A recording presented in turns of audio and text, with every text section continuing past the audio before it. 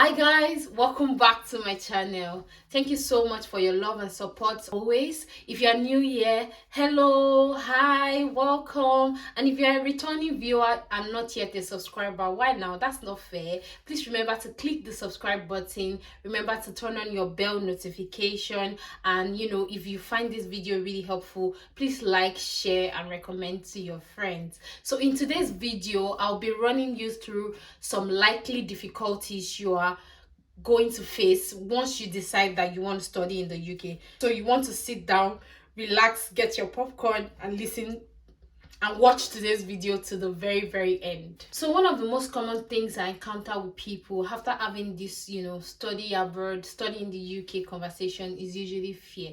The first question I get met with is, how much is everything? What should your budget be? What should you do? What should you do? This, that. And usually people are always afraid, and I genuinely feel like fear is one of the greatest hurdles you probably face on this journey, and it's okay to be afraid. However, don't stay afraid. Still take action while being afraid. I've listed these points on my phone, and then I'll be reading out the points and explaining them as I go. So the number one hurdle to jump the number one hurdle to jump is to make up your mind to leave Nigeria or to leave your home country, wherever you are. Make up your mind that you want to leave. Once you are certain that, start to speak it into existence. I'm a Christian and I believe in speaking. I believe in the power of the word and speaking out things. So if you want to see something materialize, start speaking it. Make up your mind, believe that it will come true for you, and start taking necessary action. Start taking necessary steps that is required. So that's the number one thing. Make up your mind that you want to leave your country. So the second point would be to get your passport. You need your international passport before you even consider traveling anywhere. So you need to get your passport. So I'm aware that getting passports is getting more difficult by the day in Nigeria. Gone are the days of you do your passport today, you collect it next week. I know that you have to wait out for how many days now? I'm not even sure again. You have to wait for like 6 weeks or so now, even with knowing someone or having someone help you. So while you are still contemplating, while you are still being afraid, go and get your passports is the next thing to do. The next step will be to gather your transcripts. If you are using maybe if you're submitting for different schools and all of that, make sure you have your transcript handy, because for some schools it takes longer. I hear that Unilag now takes even longer time. So if Unilag is taking longer time to produce transcript, now imagine some other schools that don't even have as much resources as Unilag has. So start working to get your transcript while you're still afraid and you're trying to decide you get. So the next point will be to gather all your documents. Yes, not just your transcript, your birth certificate, your CV, your personal statement, your international passports, every document you require basically for your traveling. Make sure you have them in place so that by the time you need them, you're not panicking or you're not just looking for them, and then it will not now drag down your process.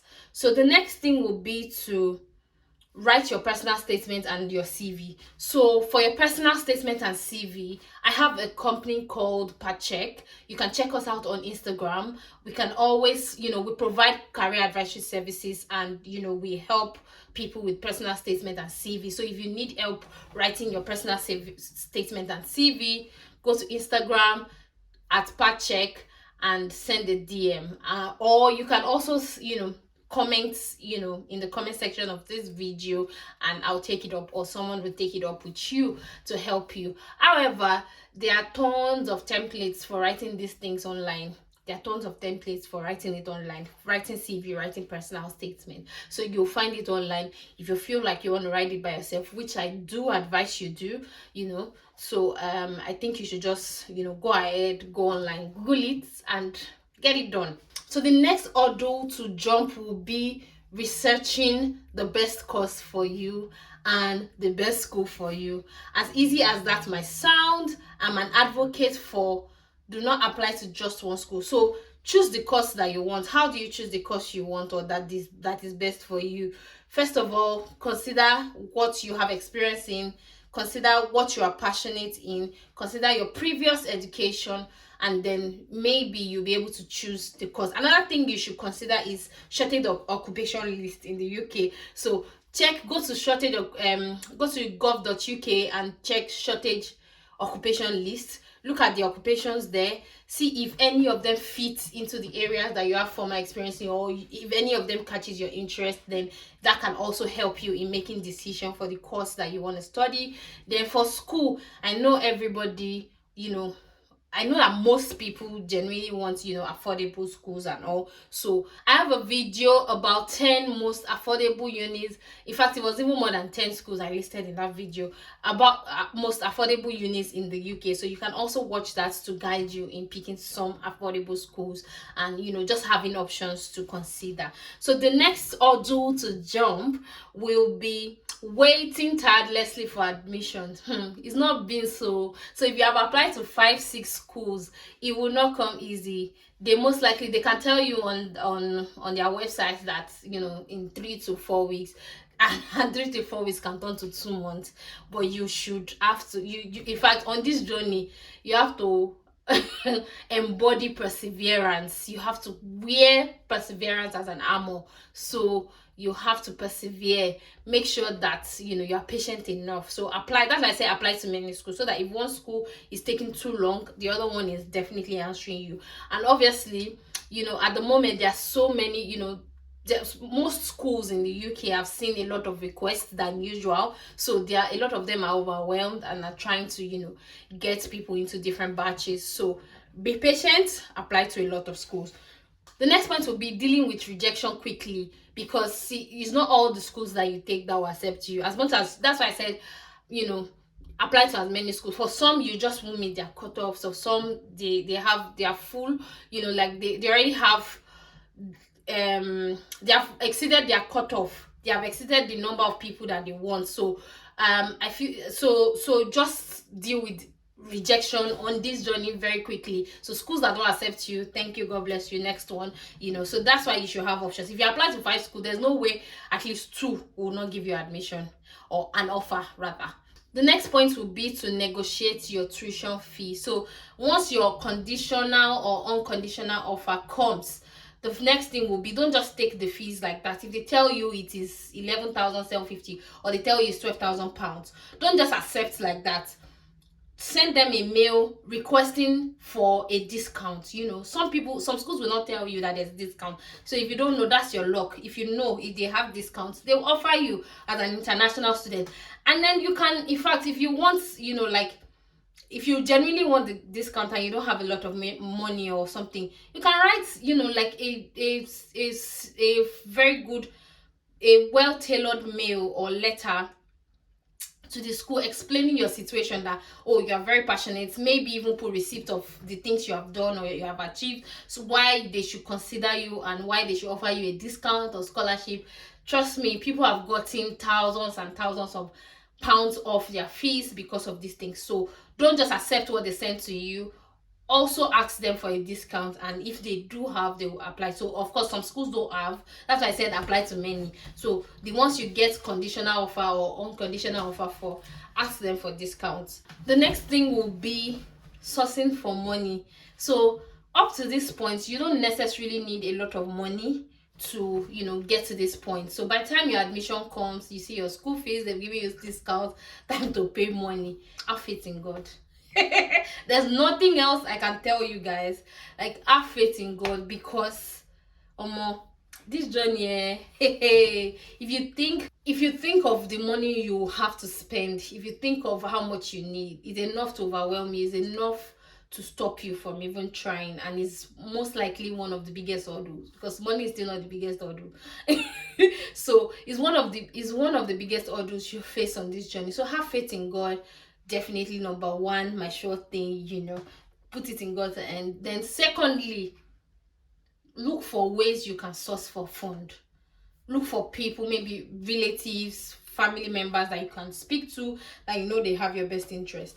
And then you can also look for friends that maybe are well to do and are willing and able to maybe loan you some money for some time, and like that, for enough time, or not the ones that they'll give you this month and once collected by next month. So, and obviously comb all your savings and investments and everything and see what you can raise by yourself. But most importantly, put it in the hands of God. In this journey, miracles do happen. I've been a partaker of the miracle of this journey. I'm not trying to preach. I'm just saying that, put the journey in God's hands and, just have faith in God. The next thing to do is to book your TB test.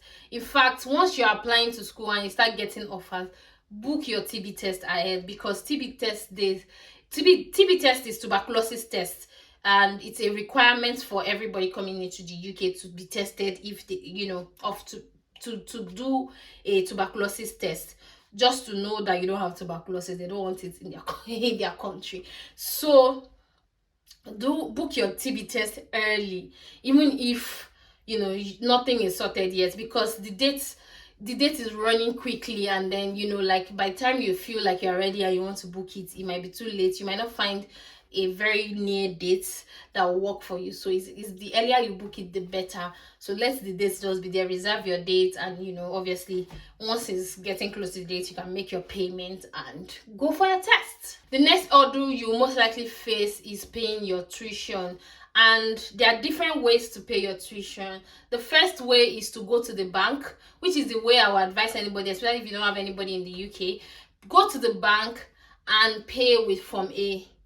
So go to the bank, just walk into any commercial bank in Nigeria or in your country and ask for, tell them you want to pay your school fees abroad, and then they will ask you for all the documents. Go to the bank, they'll tell you the documents. So paying through the bank gives you, a lower rate. And by lower rate, I mean you get bank rate. Bank rate is different from black market rates. For instance, I think pounds right now, as of today that I'm filming this video, is about 760 to £1, 716 naira to £1 black market rate. However, bank rate is about 575 or 580 to £1. Look at how much you save. So consider using bank rate. Another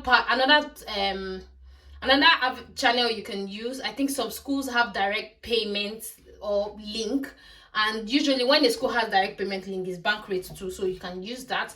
Then another thing is, if you have relatives abroad that are willing to support you, you can just tell them to use the money to pay your deposit. In all of this, don't use black market to pay. Look for ways. Don't pay black market rates, because it's not worth it and you need money for other things. So save yourself the stress. Go to the bank early enough and pay your fees. The next order for you to jump after payment of school fees and confirmation of your school fees will be waiting for your CAS.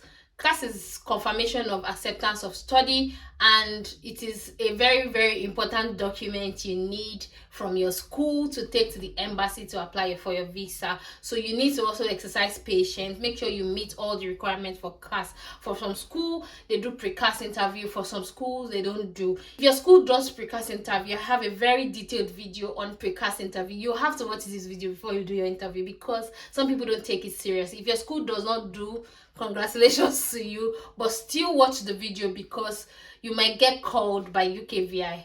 They call people randomly, and if they call you and they ask you questions and you goof somehow, it can cause rejection. So still make sure you watch. It's a very, very important video for you to watch, so that at least you will have an expectation, just in case anybody at any point asks you any of those questions. Once you get your CAS, the next order to jump will be application for visa and securing a biometrics date.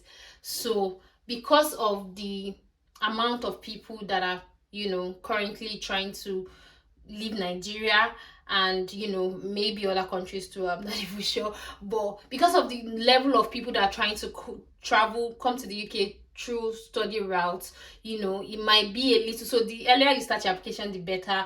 And then it might be a struggle to get biometrics dates, or even get biometrics dates, basically, from your UKVI center in your country.